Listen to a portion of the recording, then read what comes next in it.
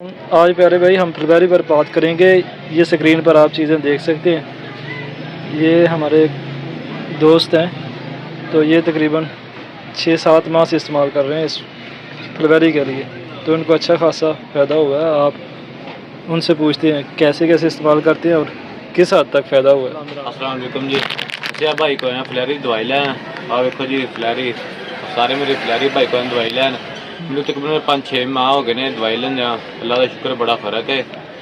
ते दवाई अस्पताल होनी है बाप जी गंधक मूल्य ना बी 2-3 तोला तोला लैने नहीं लैके लोहे के चट्टू ही कुट्टनी ग्रैंड नहीं करनी कुट के पक्की बना लेनी। पक्की बना के बाद दही के लानी है, दही में पा के फिर लानी हत्थों में मिक्स करके जिन्नी थां दे लग जाए उन्ना के दही पाना फिर थोड़ी दवाई पानी दवाई पा के लाना है। तो बाद चो नहाना है, नहा के बाद तौलिया नहीं मारना।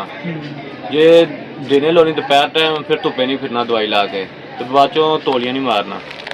शुक्रिया।